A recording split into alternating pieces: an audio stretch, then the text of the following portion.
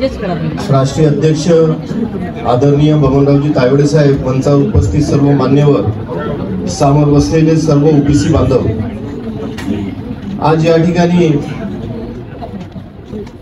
अमृतसर येथे होणाऱ्या अधिवेशनाबद्दलची मीटिंग आयोजित केलेली आहे। मागच्या तिरुपती बालाजी येथे अधिवेशन झालं, त्या अधिवेशनामध्ये आम्हाला काही लोकांना रूम्स मिळाल्या होत्या प्रायव्हेटमध्ये आणि काही लोकांना संस्थेच्या सुद्धा रूम मिळाल्या नाही। तर आम्ही आमचे सचिन भाऊ राजूरकर यांना सांगितलं की अशी अशी आम्हाला प्रॉब्लेम आहे।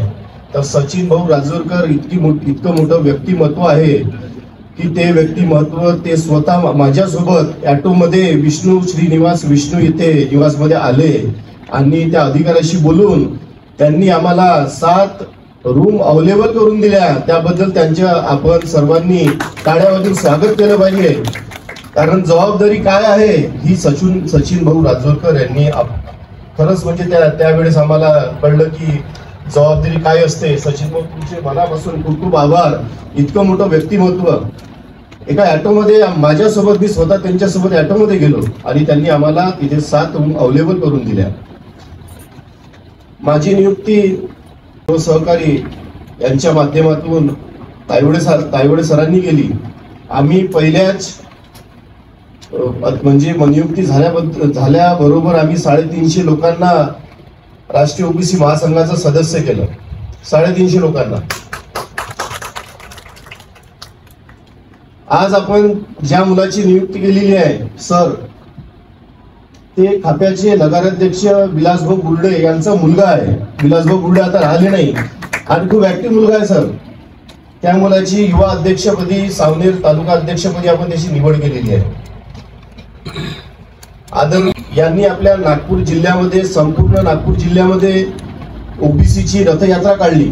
त्यांच्या खांद्याला खांदा लावून मी स्वतः, इंगडे सर, दाभेकर भाऊ, सूरज भाऊ नेहारे, आमचे सर्व सहकारी मित्र, आम्ही त्यांच्या खांद्याला खांदा लावून आम्ही संपूर्ण 7 दिवस पूर्ण तालुका हा पिंजून काढला। संपूर्ण तालुका, बुट्टीबोरीमध्ये चांगली सभा झाली, रामटेकमध्ये चांगली सभा झाली, कामठीमध्ये चांगली सभा झाली। ठीक आहे, काही ठिकाणी आम्हाला यश नाही मिळालं, पण आपण आभार मानले पाहिजे। त्यांनी एक हिंमत दाखवली। त्यांच्याकडे काही आर्थिक बळ नसताना सुद्धा त्यांनी मला सांगितलं का अनिल भाऊ आपल्याला रथयात्रा काढायची आहे। मी राजू भाऊला सांगितलं तुम्ही काही टेन्शन घ्या नको, मी तुमच्या सोबत आहे, तुम्ही जिथे थांबाल तिथे मी तुमच्या सोबत राहील। आज खूप खूप मी आभार मानतो।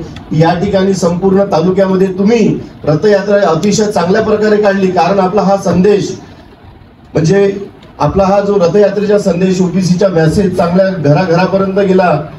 ज्यांना आपल्या ओबीसी बद्दल माहिती नव्हती त्यांना सुद्धा माहित पडलं ओबीसी संघटना काय। आपले राष्ट्रीय ओबीसी महासंघाचे अध्यक्ष बबनरावजी तायवडे साहेब आपल्या ओबीसी साठी भांडत आहेत। आपण त्यांच्या खांद्याला खांदा लावून सर्वांनी उभं राहिलं पाहिजे। कोणत्या पक्षामध्ये आहे, कोणी सेनेत असेल, बीजेपीत असेल, राष्ट्रवादीमध्ये असेल, काँग्रेसमध्ये असेल, सर्वच पक्षाचे लोक आपल्या राष्ट्रीय ओबीसी महासंघामध्ये आहे।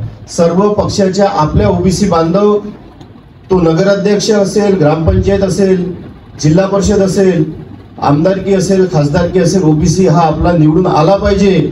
आपले आदरणीय बबनरावजी तायवाडे साहेब विधानसभा असो, लोकसभा असो, तिथे ताट मानेने वावरले पाहिजे। इतकं संख्याबळ त्यांच्या पाठीशी असलं पाहिजे। यासाठी आपण सर्वांनी त्यांच्या पाठीशी उभं राहिलं पाहिजे। मी जास्त काही बोलणार नाही। तायवाडे साहेबांचं खूप मोठं व्यक्तिमत्व आहे, त्यांच्याबद्दल आपण जितकं बोलू तितकं कमी आहे। साहेब, मी या ठिकाणी सांगतो की जे आमच्या म्हणजे माझ्यासोबत जे बनेल ते मी सर्व काही तिरुपती आपलं हे अमृतसर येथे जे आपली अमृतसर येथे अधिवेशन आहे त्या अधिवेशनासाठी माझ्याकडनं जे काही होईल ते मी सर्व मदत करायला तयार आहे।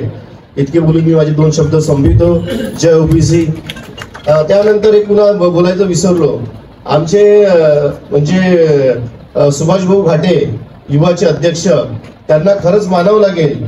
ते आपला सगळ्या म्हणजे महत्वाचा वेळात वेळ काढून जर कुणाला शब्द दिला तो शब्द ते पाळणारे म्हणजे आमचे सुभाष भाऊ घाटे। जर त्यांना एखाद्याला शब्द दिला तर तो पाळतात, त्यांचं नाव आहे सुभाष भाऊ घाटे।